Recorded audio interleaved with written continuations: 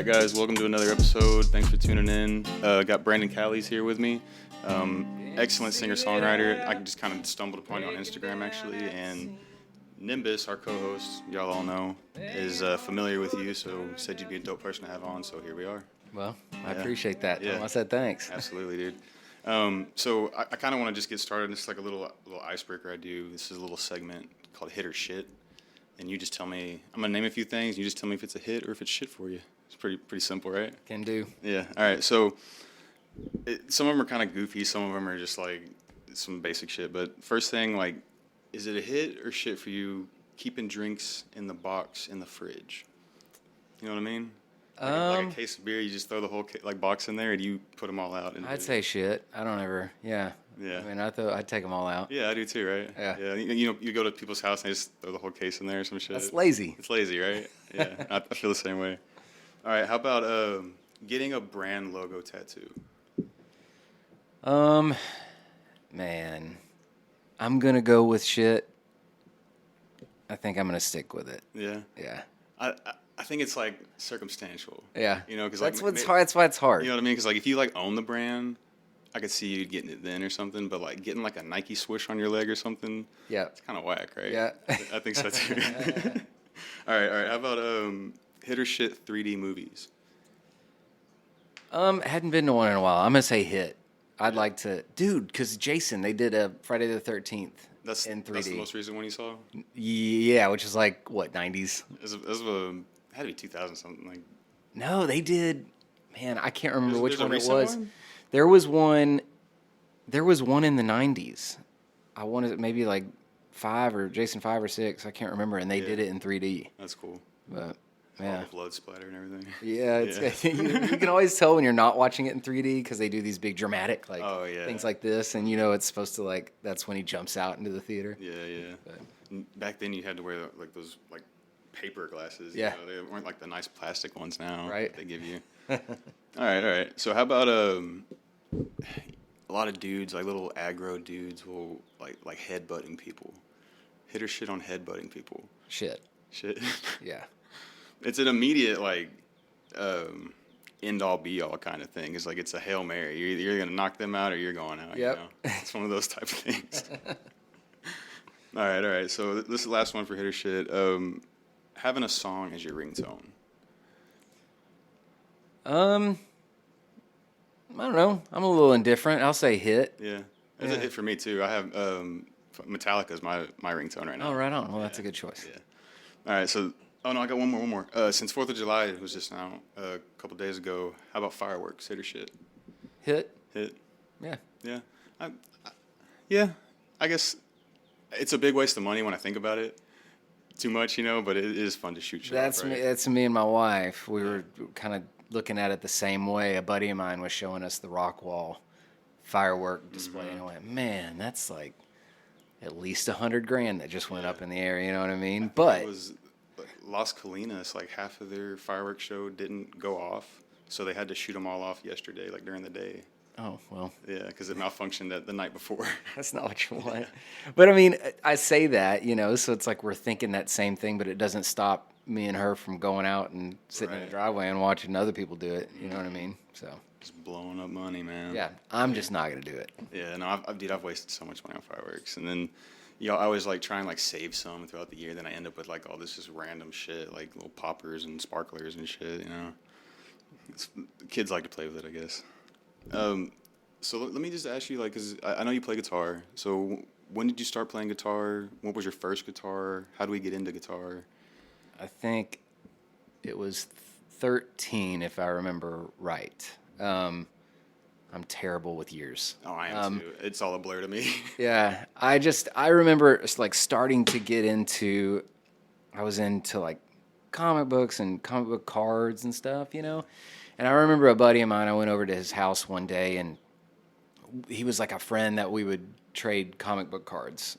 And he was like, man, I don't care about comic book cards anymore. Have you listened to White Zombie? Really? Yeah. And it I just remember then kind of going, oh, because you're impressionable, you know, you just want to do the things that your friends are doing that you think are cool. Sure. And so I started listening to music and kind of got a bit of an obsession going when I was, Yeah. I'd say like 12 or 13, something like that. And then my parents just begged them for a guitar. And I went down to the guitar store in Greenville, Texas, and the coolest guitar that they had was a Fender Strat. Oh yeah, classic. The black, the black and white one. Mm-hmm. And I'm a Fender guy. Like I'm a diehard Fender guy. So I love Fender. Yeah, it's Fender and Gibson all the way for me. It's those two. I love them both. But I begged my parents for that guitar, and it was used and beat up. I mean, that's the only reason it was like remotely affordable at that time. Yeah. And so they gave me an ultimatum, and I had saved all year long allowance money, which like $10 a week on allowance, like trying to save up for a guitar is just a long time. Brutal. Yeah. So it gets to Christmas, and my parents said, well, you got a choice to make, and this is an integrity thing. You can either spend the money that you've earned on Christmas presents for the family. This is the first year you actually have money. Okay. Or you can be selfish and buy the guitar that you want. What'd you do? So I bought presents for the family. Okay. And in turn, for Christmas, I got a guitar. That's awesome. They bought one for me. But the funny thing about it is, and they had the best intentions. This is not a knock on them. So they went out and bought a new guitar that looked just like that. Okay. But it was a PV Predator. Yeah. You remember those things? Yeah. It looked just like the Strat. Mm-hmm. Black paint with a white pick guard, but it was a PV Predator. So they thought they were killing it, like getting a new guitar. So that was my first guitar. Yeah, dude. Same story with me, kind of. My mom bought me like a guitar from Target, I think, and just thought it was the coolest shit ever. But it was like a little cheap $50 piece of shit, Yep. But that's what I started playing on. Was that well, no, actually, it was an acoustic. I started playing on an acoustic first, and then went to the electric guitar. What kind of genre are you playing when you? What made you get into it, really? Man, I was just listening to I'm a product of the '90s, so it's like all the grunge and grunge punk and like heavy. How old are you? Metal stuff. 40. Oh, okay, I'm 32. Yeah. Right behind you. So just all that kind of stuff. It was just like a big mixing pot of that. When I first got a guitar, I wanted to play Metallica. I'm pretty sure the first guitar or the song I was trying to learn was like a Metallica song. Yeah. So that was kind of the reason. Yeah, dude. I always just remember Metallica songs. I always just kind of gravitated to those. Like the playing style was just easy for me. The thrash of it was just fun to play. And then you can pick up an acoustic and play songs like Nothing Else Matters, or so they got a wide variety of shit to just kind of pick and pull from. Yep. Pretty sure I took lessons for about a month before I bailed on them, and I think that I took the instructor, Master of Puppets, I think, and he went, well, let's start with something else, and Nothing Else Matters was the thing that he was like, hey, this is actually doable. With open chords at the beginning. Yeah. Yep. Open strings, rather. But yeah. I still, to this day, when I warm up, I'll play like the Master of Puppets, like the first solo, the clean solo part. That's just my warm up. Just get my fingers ready, But it's, I don't know. I saw a video of James Hetfield the other day, and he just looked run down, dude. He looks so beat down. And, really? Dude, it's getting sad. Man, I think he's looking better than he. You think so, dude? Yeah, No, he's all old and wrinkly, dude. I looked at him and I was like, fuck. Yeah, I guess a little bit. He's got some droopiness going on in the 60, face. 65. Yeah. Up there, dude. They were in their 20s when they were thrashing around, Yeah. I would, but sounding a lot better than they had been. There was just sort of a period.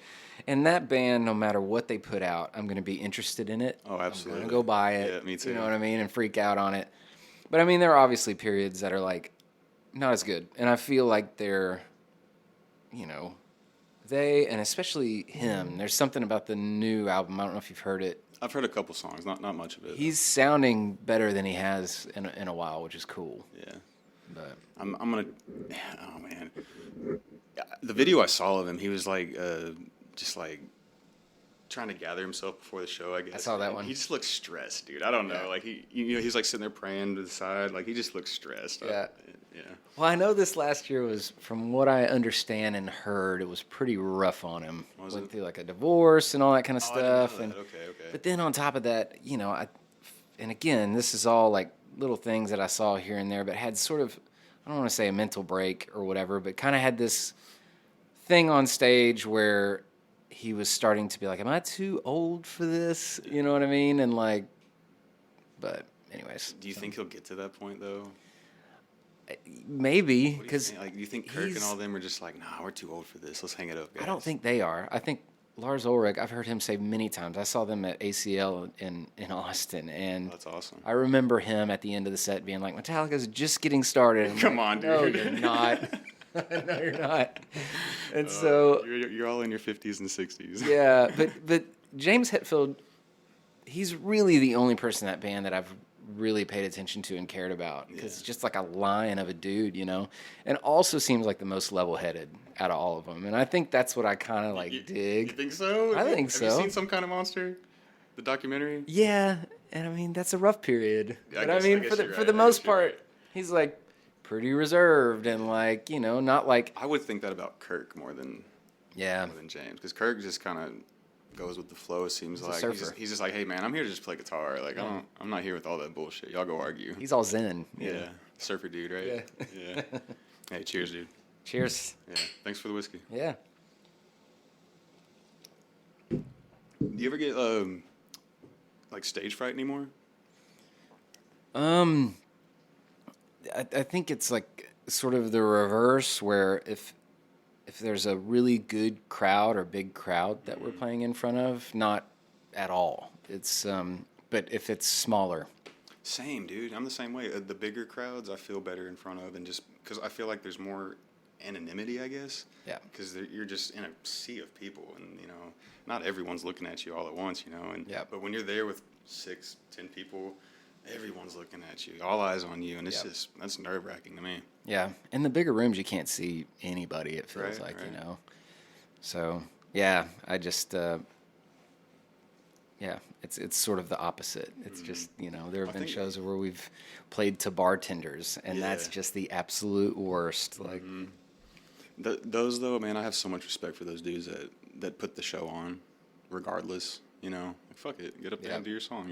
Yep. Who cares who's listening? That bartender might listen and refer you to somebody else, or I mean, it's you never know who's listening, man. Yeah, absolutely. What do you think about like the Austin music scene compared to like Dallas local, like Rockwall kind of area, DFW, I'd say? It's weird. I think just like coming back, there seems to be more like fervor with people are more into it and they appreciate it more here. I feel like, and when I was living in Austin, we were coming back to Dallas a lot, and really playing better shows in Dallas. And I just think there was a bit more of an appreciation. Austin just isn't what it used to be. Yeah.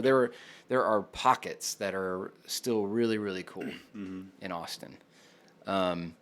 But I mean, overall, it's just really difficult to kind of get above all the sort of noise. Yeah, okay. But I mean, there's great things there's awesome bands in Austin, just like there's awesome bands in Dallas. It just seems like, I think in Dallas, the big difference is that people are more willing to kind of team up and go, hey, let's do shows with all our buddies and let's help each other out. And I never really got that, I think in Austin, it's just so damn cutthroat there. Yeah. You're competing with a lot of people. Yep. In Dallas, I mean, there are people out there really pursuing shit out there, but it's kind of the same people going, I mean, it's not a whole lot of people. Like in Austin, I feel like it's just this huge scene where people like travel to come to 6th Street and like, perform there, to gain an audience or whatever it may be. But in Dallas, it doesn't seem like people are flooding into Dallas to come like put on a show, Yep. Local, like smaller artists, of course, they come to like American Airlines and shit, but I don't see that with like local people really. Yeah. Yeah. I mean, you're definitely not going to move to Dallas to be like, we're going to make a name for ourselves. You got to leave, right? Yeah. You have to. I mean, everyone. Yeah, I mean, that's what I sort of thought that was part of what spurred me into moving, you know, it was a part of it, you know, what made me get out, because I'm from Greenville, Okay. you know, so I thought it makes more sense to go to Austin and try to make a go of it there. Why'd you end up coming back? COVID, man. Really? It shut down Oh my everything, God, that every bit of sucks. income. I was doing music, and of course, all that done. So all that money was sucked up. I also do artwork for like Okay. musicians, like freelance art. So I do album art and poster art and all that kind of Awesome. stuff, and do some of that for some labels and all that kind of stuff. But if bands aren't making money, then the artists that are drawing for them are not making money either. Makes sense. And then a job layoff. I mean, it was all within, you know, 2-3 months. Yeah. Just bam, bam, bam. All that was all gone. But, you know, fortunately, it just happened at this right time where I was seeing this girl that was living in Roy City who I'd known for, you know, 15 years, something like that. And so I'd been driving back and forth to come see her. And then, I mean, that was for a year. And then COVID shut everything down. I didn't have any more money, so I went, I'm going to go to Roy City. There you go. So that's how I'm here. Right on. Yeah. Man, I think I don't know, just me. I think I've been in Dallas too long. I think I'd rather live in Austin at this point. Yeah. I've just been here forever. I thought I'd die there, man, if I'm being honest. I did love it. I do love it. I was just there this past weekend. I didn't have to cut you off. Have you checked out Joe Rogan's comedy club out there? Nuh-uh. Oh, dude, I've been hearing so much good things about it. I've been wanting to check that out. So what's It's right there on 6th Street. Okay. Do you know the name? Do you know the name of it? I can't. Comedy MotherShip. Okay. Is it? It's fairly new then, right? Yeah, it's like brand new. Okay. Like within the last 4 months or so. Yeah. Yeah. The only one I ever went to was Cap City Comedy. That's the only I comedy haven't been club. there. I don't know that one. I don't know. I just Pretty thought rad. that, I don't even know if it's still there. It's Right. like everything feels like it's like a rotating door. You know what I mean? Something closes down, pops up. You know. The only thing that's been that I can think of really is Antones. It's been there forever. Yeah, and even it's not in the same location. I didn't know that. Yeah. They moved? Mm-hmm. They They're not there on 6th Street anymore, or did they? They had the one location that had been there forever. It shut down. They moved it somewhere else, and then that one shut down. And then they moved off of 5th Street. Okay. So it's still, you know, it's downtown.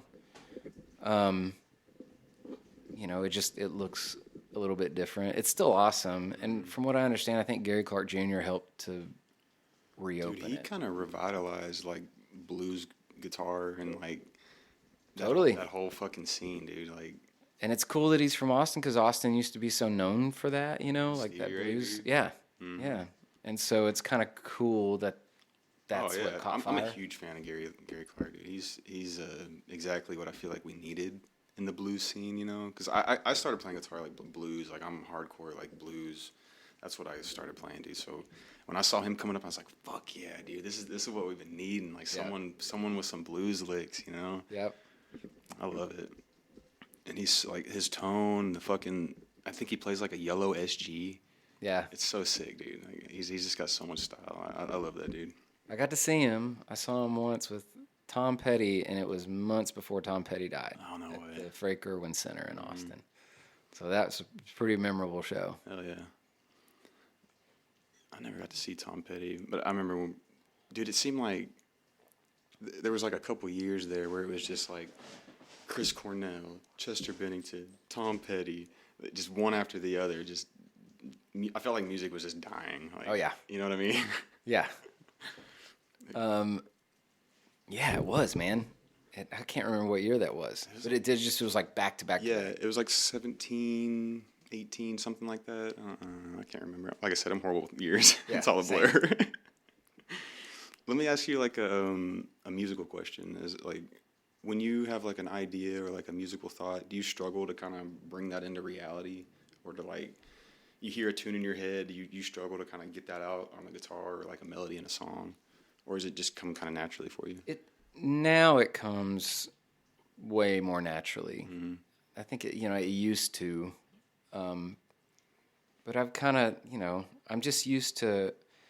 it's very rare that I sit down. It has happened where I just go, I'm gonna write something right now. I mean, usually it's like I'm doing something, and something will pop in my head, and then I can just kind of chase it. And then it's like a stream of conscious thing, you know. And I'd say that's 90% of it. And it's just gotten a lot easier when you sort of come into your own and you know how you write and you know are comfortable with it. But it didn't used to be that easy. No, dude, I'm a good guitar player, but I'm a horrible songwriter.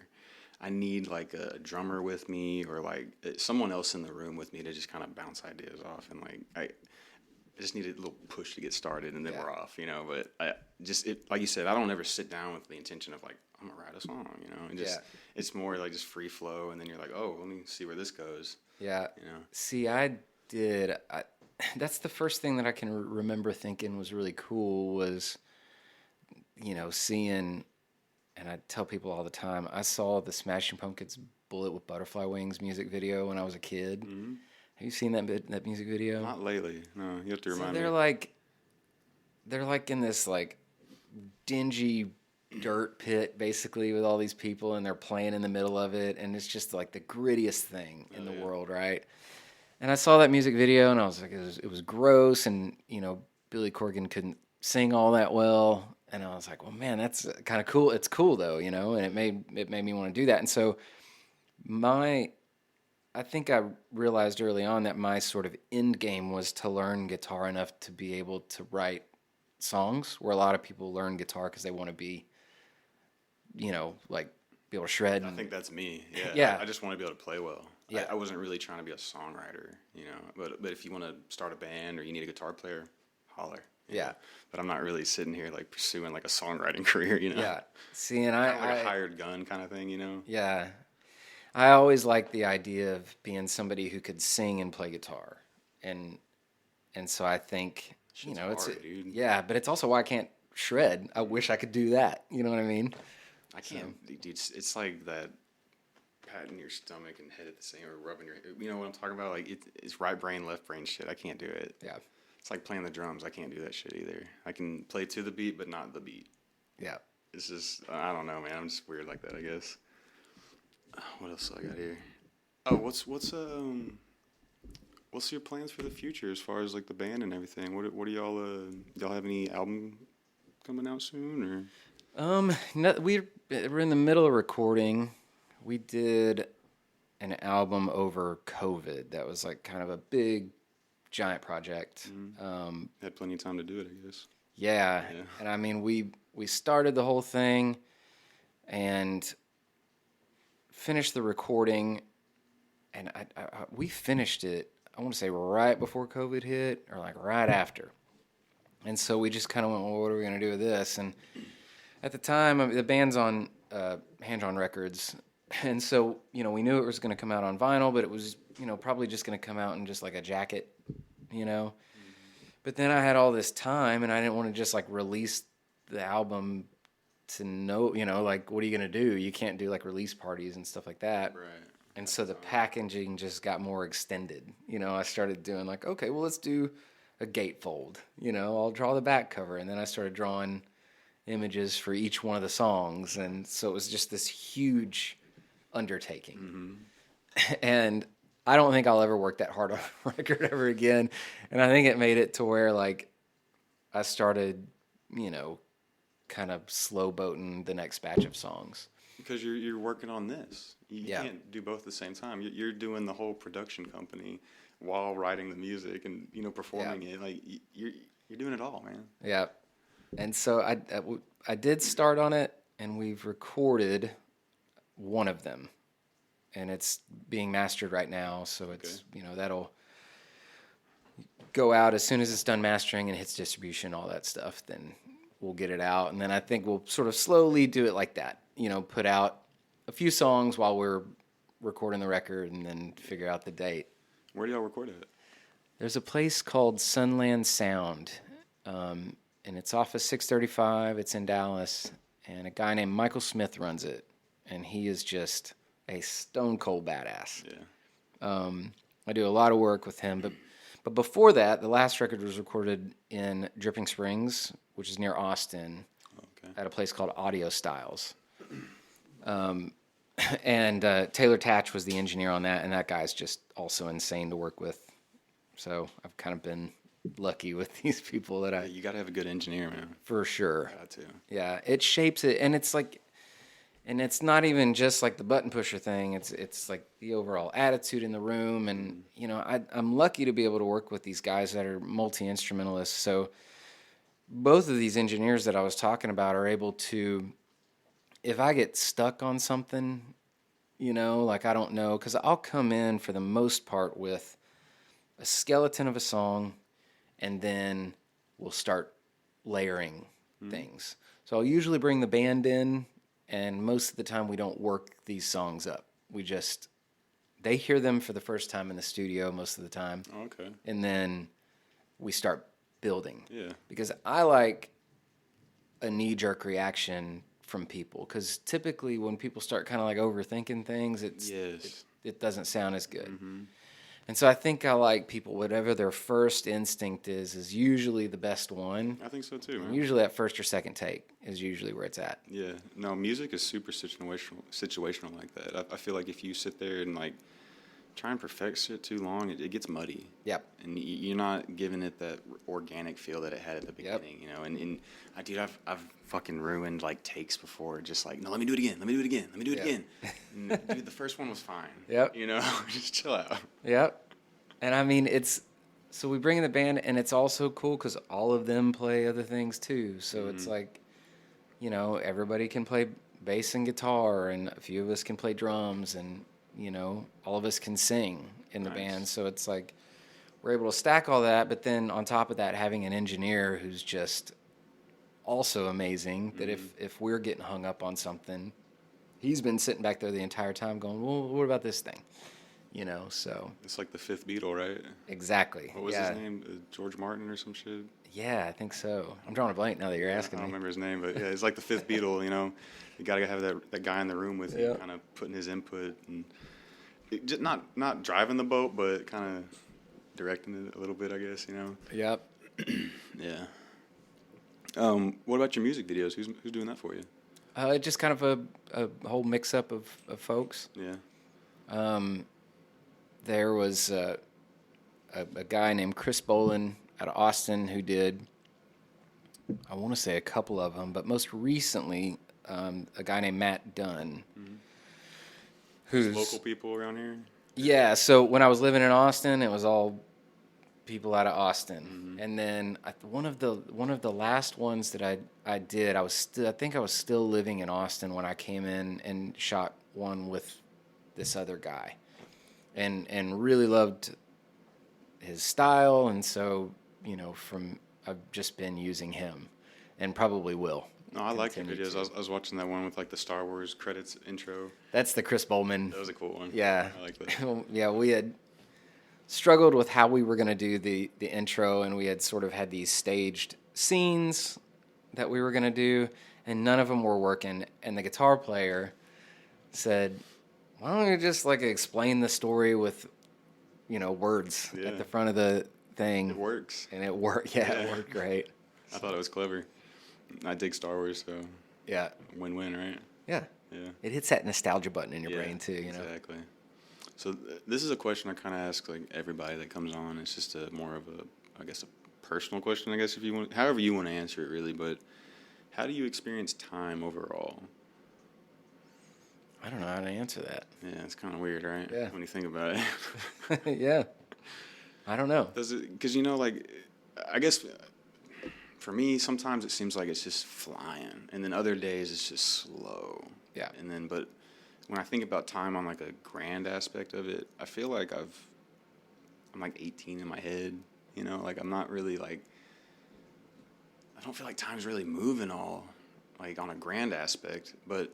When in the moment in the day, some days it's fast, some days it's slow. But I mean, how do you feel about it? Yeah, I also think that's a musician or just a creative person thing, because there's sort of, I think with all of us, a bit of a mental stunting, if you will, because just with creative people. You know what I mean? Like, You hit a I rut think, or something. well, I mean, well, I think it just sort of keeps you young, is what I'm Okay. getting at. You know, I think when you really lose all semblance of youth is when you stop being passionate about things. And I think creative people, typically that doesn't happen because they always have, that's an overriding thing that's in your bones, is that sort of creative thing. And I think that's the thing that sort of keeps you having sort of a youthful exuberance. You know what I mean? I'd agree with that, yeah. I mean, my great grandpa was in polka bands, and he was playing in polka bands until he was in his mid 90s and like dancing and driving fast, you know? So, Living the life. yeah.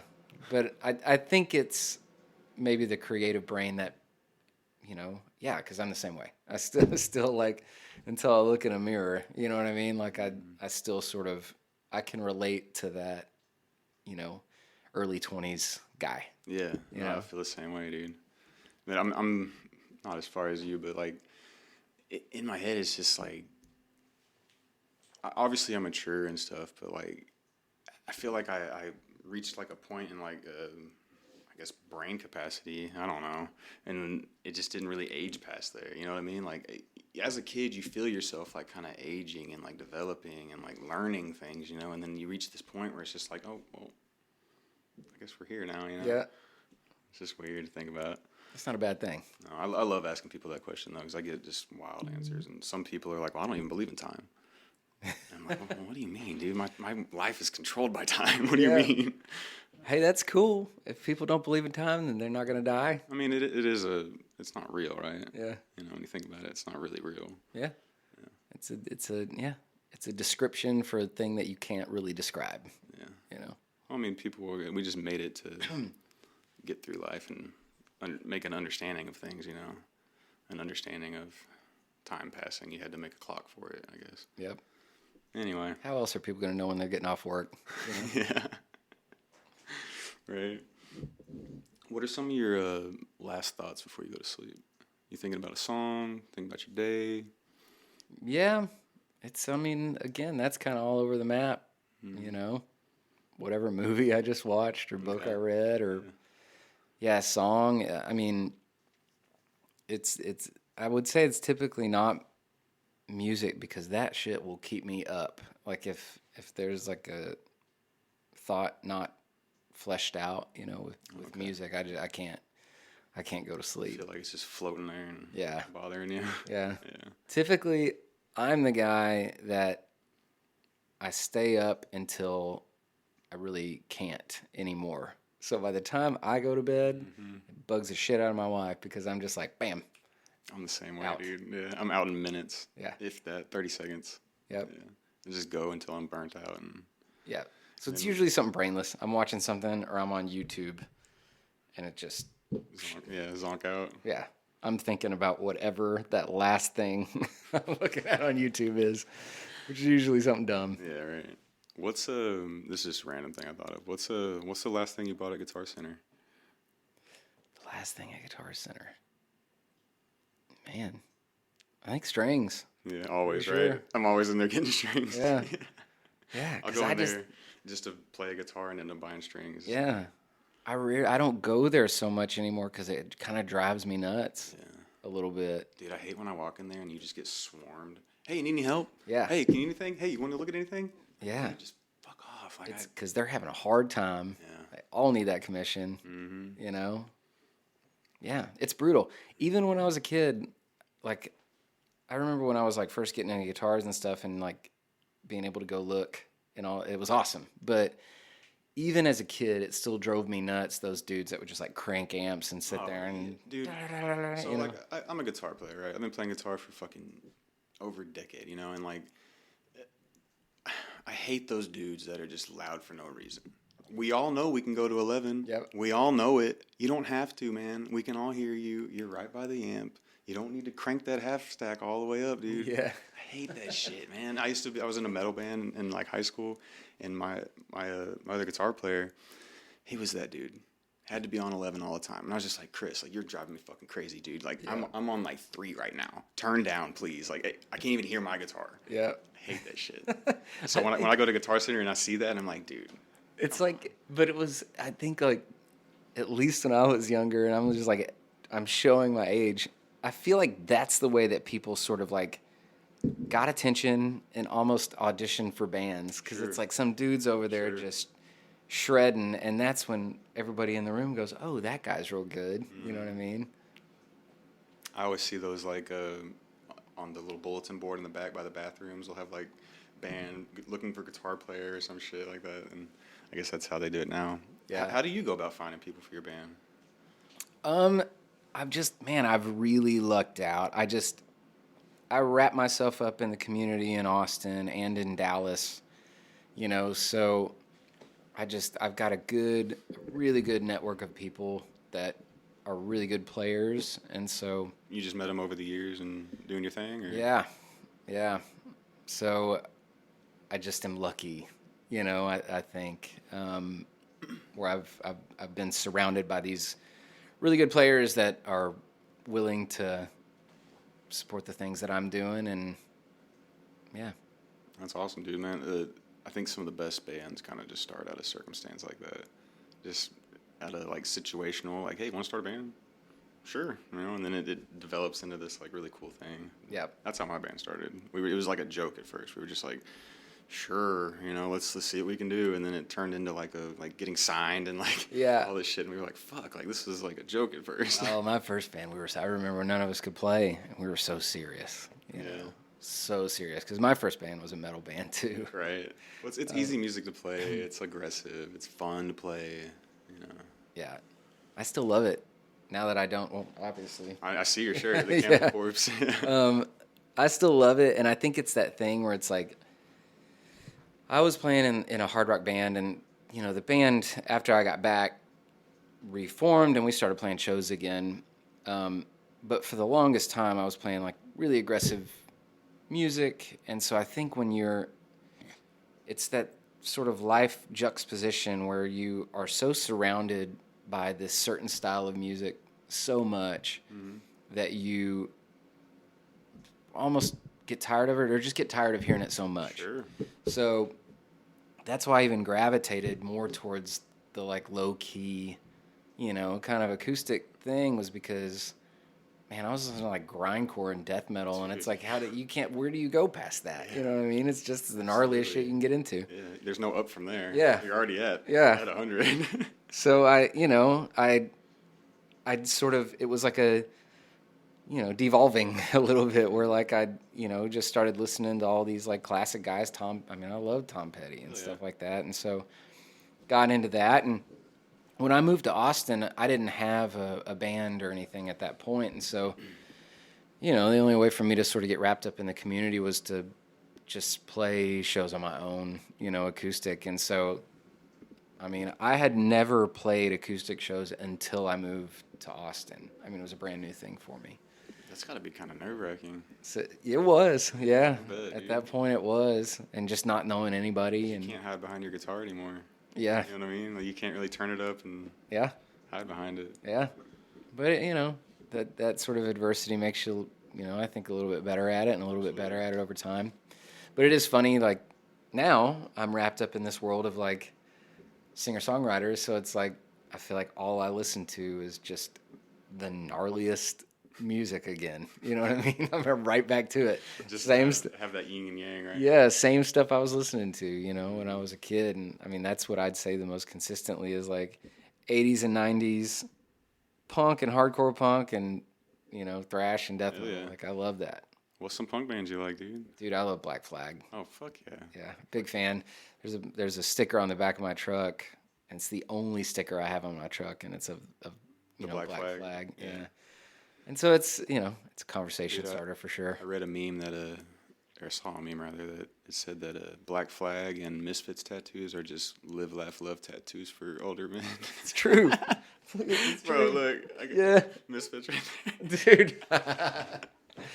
You know that Step Brothers, when he's like, did we just become best friends? Yeah, right.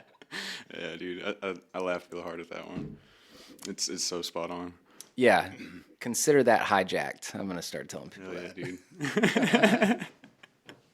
Man, do you want to play us out with something, or you want to play something, or Yeah, I can do something. show off your guitar, or whatever you want to do, man. I'm not pressuring you anything. Let's see. I don't know what to do. Got the Gibson. Yeah. Oh yeah. I bumped that mic. That's gonna totally be very apparent. Oh, that's a pretty one. Dude, my acoustic broke at the headstock right here all the way across. I haven't got a new one since. Oh yeah? It's been hurting. If you, a lot of the times when you get them fixed like that, though, they're stronger than they were. Really? Mm-hmm. Because it's not broke all the way. Like it's still. I'll show it to you. But it's still intact. You could glue it back. Yeah. But I just don't. I'm not a luthier. You know? Yeah. I would say do it, especially if it's one that you love. Oh yeah. It's yeah.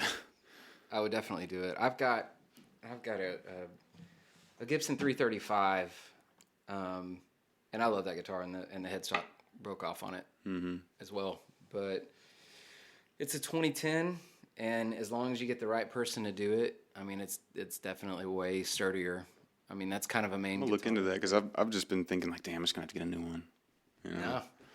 No, and it'll hold better because I mean, Gibsons especially are notorious for headstocks. Really? Yeah. Mine's a Fender, and it just snapped. Man, it fell over one day, and it just. Yeah. Then you are very unlucky because usually those things you can just toss them down a flight of stairs and they're good. Mm-hmm. I mean, my favorite guitar in the world is like the '70s Telecaster Deluxes. I don't know if you've seen those. Oh yeah, I see that black one with like the black and silver one that you play. That one's pretty. Yeah, I love those Tele Deluxes, just because they've got those wide range pickups from the '70s. Just nothing sounds like those, and I love them. And they're just built like tanks. Oh yeah. So like solid. Yeah, I can bring it places and not really worry too much about it. That's how I feel about my Strat, dude. It's just a fucking tank. Like, yeah, big old solid body. If it falls down, it'll be all right. Yeah. You know? But the Gibsons, for whatever reason, man, they're just very precious. Yeah. You know? What was beeping at you? I don't know.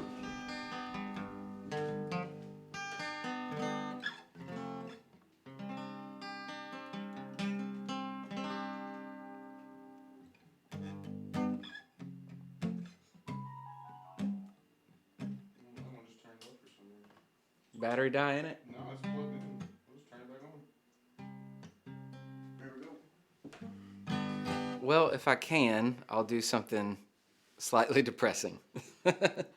Whatever you want to do, man. Yeah. This was a buddy of mine. The song's about a buddy of mine. And it's just been a really strange year. You were talking about that year that a bunch of musicians passed away. Sure. It's sort of been that year for me, but it was just like a bunch of friends, you know. So oh, shit. I'm sorry, dude. Weird year. But a buddy of mine passed away earlier this year, and it was an intentional thing on his end, you know, sort of opted for it. But it was a bit of a mind fuck, you know, as you can imagine. Yeah, right. So that's what this song is about. Terrible song to leave with, but for whatever reason. No, I love the emotion, dude. Trust me, I love the emotion. I'd rather have you spill your guts out than give me something half-assed, you know. Well, cool. If I'm singing loud, do I need to kind of be off this thing? I think you'll be all right. We'll just pull it back a little bit. All right, let's see if we can do this. So now I still got to read the words. That's cool, dude. Do your thing, man.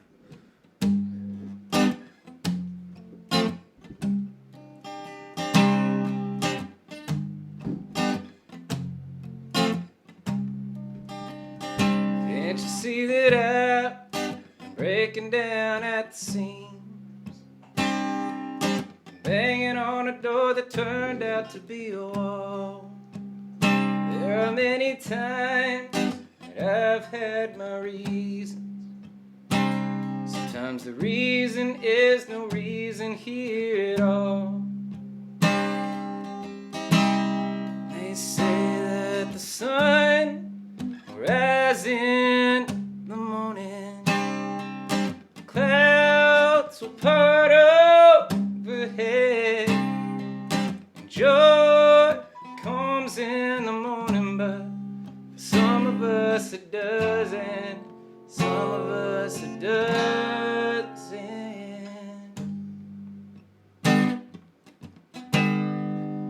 Many of us think we've got all the answers. Life's bitter ends in dark rooms, but the only fix that I am aware of is love, patience, and truth. They say that the sun will rise in the morning, clouds will part overhead, and joy comes in the morning. Some of us it doesn't, some of us it doesn't.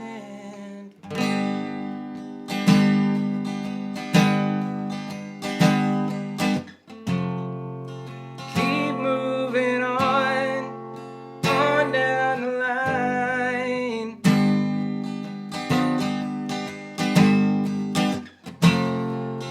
Bury the feeling, eat us inside. They say that the sun's gonna rise in the morning, clouds will part overhead, and joy comes in the morning, but for some of us it doesn't, some of us it doesn't.